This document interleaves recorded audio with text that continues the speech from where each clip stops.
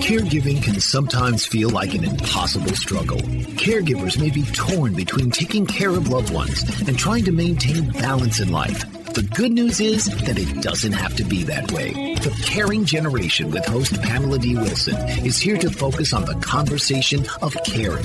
You're not alone. In fact, you're in exactly the right place to share stories and learn tips and resources to help you and your loved ones. So now, please welcome the host of The Caring Generation, Pamela D Wilson. This is Pamela D. Wilson, caregiving expert, speaker, consultant, and guardian of the Caring Generation. Thanks for joining me for this week's show, episode 217. It's called How Caregivers Can Stop Being Taken Advantage of. Before we jump into this week's topics, please, if you find this podcast helpful, take a second to click the like button or follow button on your podcast app or share a comment. Your likes, follows, and comments help the Caring Generation podcast reach more people worldwide who are looking for hope, help, and support for their health or when caring for aging or elderly parents, spouses, and other family members. This week, we're talking about how caregivers can stop being taken advantage of. I'll share situations you might be familiar with so that you can understand how being taken advantage of happens in stages that might start very small and grow to be exponentially huge. Then, I'll share suggestions to stop being taken advantage of. Let's start with a lot of questions. Are you a caregiver feeling overwhelmed, underappreciated, or overburdened by the needs of other people in your life? Have you taken on too much work or responsibility because you place the happiness of other people over your happiness and your well-being? Are you physically and emotionally exhausted, but you just keep going and doing for others? Is it time for a reset? How many times have you heard from family members, everyone else is working and they can't do it? Everyone else is busy and can't make it over to mom and dad's. Or, you're much better at this than me. Why can't you take care of it? Or, I don't have time. You have more free time than I do. But instead of speaking up and saying, no, I can't, I won't, what do caregivers do? They give in. They say yes. They show up time and time again, which tells other people that they're right. You are not busy. You have more free time. Your life is less important than theirs. That task is easier for you to do than anyone else. Are you an only child who believes there's no one else to do the work? So you feel caring for aging parents or another family member is left all up to you. Or maybe you're currently a caregiver, or you finished one caregiving project and started living your life again. All of a sudden, someone else in the family needs help. Your phone starts to ring because you have the caregiving experience. Think twice before you say yes again, because you know what your life will be like. You've been there, especially if you became overburdened the first time around. In any of these cases, if you want to talk through your situation, you can schedule a one-to-one consultation with me through the link in the show transcript or by going to my website, PamelaDWilson.com, click on the Services tab, click on Elder Care Consultations, and complete the form on the page to contact me. Here's a big secret. Anyone can learn to be a caregiver. Just because you've done this once for someone in the family doesn't mean you always have to be the caregiver. Why not let someone else enjoy that experience? If you are a caregiver, how do you know if others are taking advantage of you? Let's look at 6 situations you might find yourself in. Number 1, the main reason caregivers are being taken advantage of is that family members who are non-caregivers do not understand or appreciate the time, effort, and physical and emotional stress that caregivers experience. Family members keep putting more work on you, more requests. One solution to this is to invite your siblings or someone else in the family to take over your caregiving job for a week, or to spend 1 week living with mom and dad. Maybe then they will understand, stop asking less of you, and maybe offer to help once in a while. Number 2, everyone else is working, as if being a caregiver isn't work. Being a caregiver can be a 24-hour-a-day, 7-day-a-week job while you're holding down a full-time paying job. It isn't as if caregivers live a life of leisure. Most caregivers I know are overworked, overstressed, and barely have a minute to themselves. Some caregivers tell me they don't even have time to take a shower or a nap. As the caregiver, when asked to do one more thing, your answer to everyone else is working is to start saying, "So am I. I'm sure you can figure this out. I'm already committed. I'm already busy."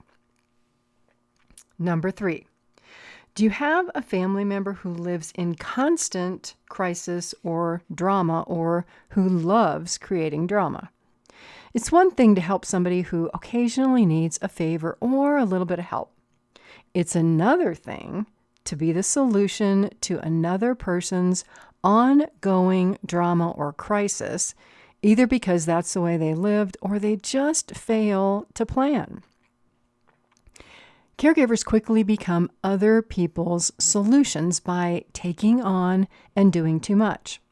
When you become that non-paid in-home caregiver, when your efforts equal assisted living or nursing home care in the home of a parent or another family member, that becomes a problem. Well, how does this happen? It happens because you jumped in and started doing the work. The time and the tasks grew. You never said, "Hey, time out. It's time for a different plan. I can't keep doing this. I can't keep going on like this." All the while, your family members or the person that you're taking care of is enjoying the fact that you're working full time to take care of their needs in addition to a paid job that you might have. In these situations, who suffers? It's you, it's the caregiver, because you're neglecting yourself to make everyone else happy by meeting their needs and requests. And honestly, you're pretty exhausted, tired, miserable, and resentful. Number 4, your siblings go on with their lives, and they don't respect your time or the fact that you have a life. You never hear, "How can I help? Thanks for all you do for mom and dad. Can I give you a break? How can I show my appreciation?" One or any of these would be magic to a caregiver's ear. But siblings or other family members rarely say them. Most of the time, the person you care for, mom, dad, or a spouse, doesn't even thank you. So if you're feeling left out, feeling like you don't know who you are anymore, and you're watching everyone else having fun and enjoying their lives, step on the brakes. Stop and reevaluate what you need to do to change the situation. There are also family situations where there is money to pay for care. And for some reason, one sibling steps in and thinks they have to do it all. And they don't consider that the money that their parents have, that maybe they're intending to inherit, could pay for care. So the caregiver is doing all of this work really unnecessarily. For what? If your parents have money, convince them to spend it on care by stop being the caregiver. Bring in-home caregivers. Arrange other types of care assistance. Encourage your parents to move to a retirement community that has independent living, assisted living, memory care, and skilled nursing. If your parents have money, there is no need for you to destroy your life being a caregiver. Unless, of course, you're more interested in your inheritance than in getting good care for your parent. But the problem is, if you're a caregiver wearing yourself out, you might not even be around to receive your inheritance. You may get so sick, your health may become so seriously poor that this idea of having to be the caregiver destroys your health today and your health in the future. Number 5, do you have family members who dismiss your feelings if you comment about being tired or exhausted from being a caregiver? They say, oh, it's not that bad. Well, that's the responsibility. You're the daughter or the son, or that's what marriage is about, or that's how we do it in our culture. That's what's expected in our culture. It doesn't have to be that way. I know many children who were brought up in cultures where there are a lot of expectations by parents and a lot of dysfunction within families. And that does not mean that you have to live with that. It doesn't mean that you can't change that dynamic. You can, because I talk to a lot of children in these situations. Again, if you want a consultation, go to my website, PamelaDWilson.com, Services tab, Elder Care Consultation, and fill out that form. Number 6, do you have family members who have no personal boundaries? They show up at your house at all hours of the day, call you on the phone at all hours of the day. They constantly ask you to do things without asking if you're busy or have something else scheduled, as if your life revolves around their requests. Now, to be fair, I will also say that caregivers lack boundaries, but in an opposite way.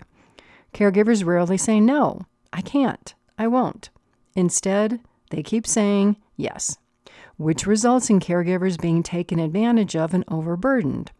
Start setting boundaries with family members who have no personal boundaries, and start creating your own personal boundaries to stop yourself from constantly saying yes, constantly rescuing other people from the problems that they create. Start saying no. Look at your relationships. If any relationship you have is not reciprocal, meaning 2 ways, you might be taken advantage of. The question to ask is, why are you allowing this to happen? Is it a behavioral pattern? Is there a need to please others? A need to get attention for everything that you do? A hope that maybe you might be appreciated? I will tell you, these are not reasons to sacrifice your life, your health, and your well-being. Some people do live their lives being taken advantage of by other people. It can become a habit for some caregivers who feel like there's no other way to live. These caregivers complain, but they will never, ever do anything to change their situation. Don't be that caregiver. There's no reason to be that caregiver. So, how do you stop taking on the burdens of other people? Well, the first step is to obviously recognize that you're being taken advantage of and you're doing too much for another person, or you're neglecting your needs, your health, your family, your job, your children. Change your way of thinking. Everyone has their own life. People make their own choices and live with the consequences. We all do this. Our reality today is the result of our actions yesterday, and the week before, and the month before, and the months before, and the years before. We all have brought ourselves to where we are today. So look at the person you care for. If your parents or your spouse needs help, why is it they need help? What caused this present need? How did they contribute to this?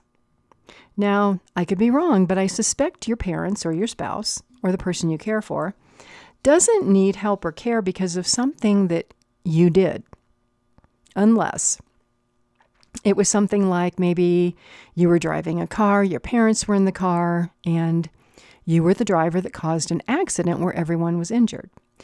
That's very different from a parent or a spouse or a friend or a sibling not being attentive to their health and then needing care because they didn't take care of themselves. They refused to see a doctor. They refused to help themselves. A couple more questions about how do you know if you're being taken advantage of? Is your self-esteem a little low? Again, do you feel that you must please other people?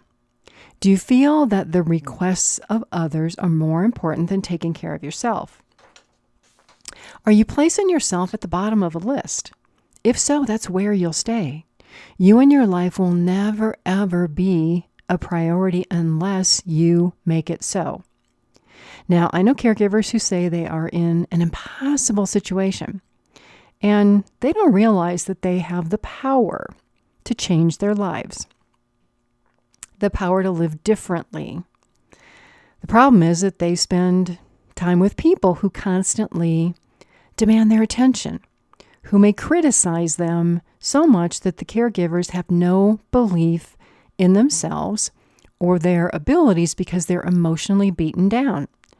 Maybe you're at a point where you second guess every decision that you're making because everybody else is telling you that you're making the wrong choices.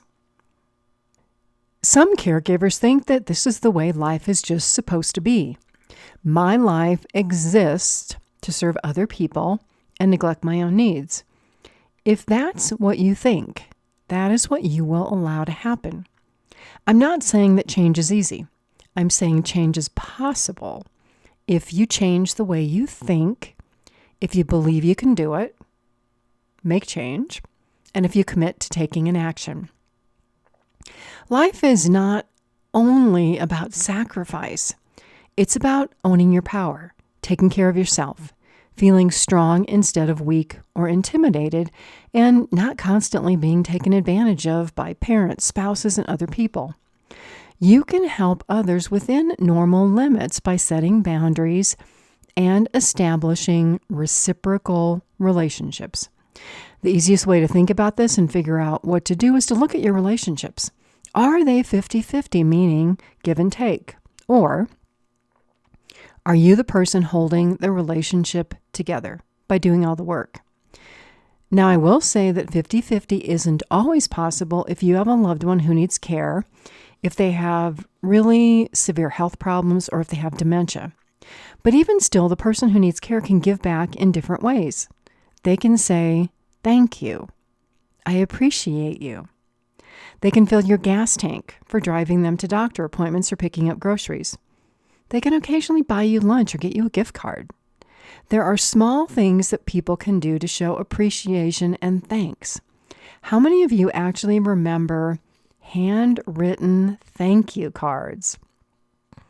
Also, ask yourself if you're an adult child caregiver with a parent who has mental health problems, substance abuse problems, or a parent who held you to unrealistic expectations from the time you were a child, or maybe they just didn't even take care of you.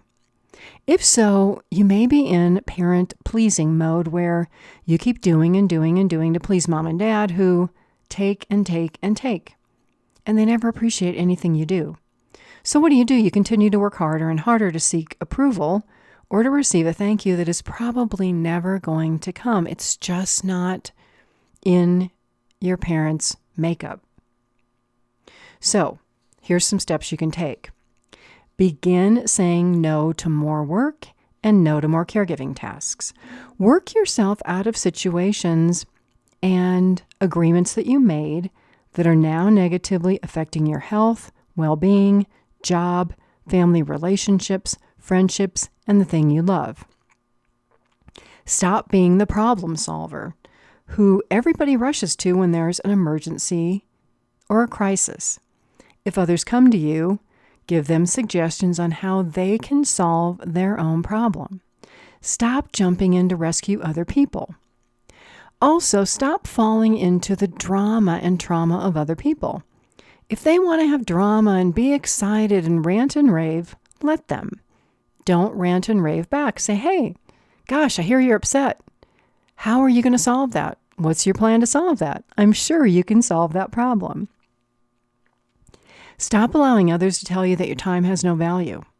Your time is equally important. When they ask for something, say that you have an appointment or you have something else to do. Express confidence in their ability to help or to do the task themselves. You know you can't get time back once it's gone. All you have is right now, today, tomorrow, and the future. If you are a caregiver who is temporarily out of work, your work is finding your next job. Don't let a sibling say to you, "Oh, everybody else is working, and they can't do this for mom or dad. Will you?" The answer is no. You're working and you have income. My job is finding a job. Why don't you take a vacation day, a personal day, or family leave time to take care of this problem? You will still get paid. When requests keep coming in, or if you've overextended yourself to the degree that you have become this non-paid in-home caregiver, or you're providing assisted living or nursing home care for an elderly parent or a loved one, you can say, "I know I've been doing this. It's time for a change. Let's look at hiring an in-home caregiver, moving you into a care community, or applying for Medicaid, which is public assistance for people who cannot pay for care themselves." Then you give mom or dad phone numbers to call, or you make calls with them. Now, since you've been doing this for a while, your parents may not think you're serious. Or maybe you've tried to do this before and you gave in because there were so many complaints. Your siblings also may not take you seriously. Make a plan, set a timeline, set an end date, make it happen, don't keep giving in, leave and go on with your life. Sometimes other people need to know that you're not going to back down. Caregivers are taken advantage of, mostly because they want to be helpful. Start helping yourself instead of others. There's absolutely nothing wrong with making yourself a priority. If you don't take care of yourself and you want to help other people, you won't be able to do it. When you have your life together, everything will flow easier and you may have time to help other people. Don't live your life to help others at your own expense, at the expense of your health, your mental and your physical well-being, your career or job, at the expense of your marriage, your friendships. If you have a hard time understanding being taken advantage of, get out a piece of paper. Write down everything you do for other people on the left side. Then write down what you do for yourself on the right side of that piece of paper. Is the information even? Or is the left side filled with things you're doing for everybody else? Their requests, their needs, their desires. I can tell you caregivers are strong people because you keep going, right? Start being strong for yourself instead of being strong for other people. Build up your confidence levels. Do what it takes to take care of you. Let others take care of themselves and manage through the consequences of their actions and their decisions. Put your energy and thoughts into positive activities for yourself. Stop allowing other people to physically and emotionally drain you. Don't allow other people to take away your motivation and your power. Find ways to motivate and inspire yourself so that you can rebalance these relationships and take back your life. Do one thing every day for yourself.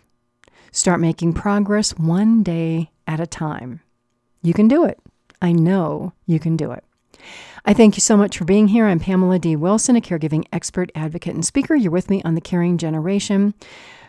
I look forward to being with you again soon. God bless you all. Sleep well tonight, have a fabulous day tomorrow, and enjoy each day until we are here together again.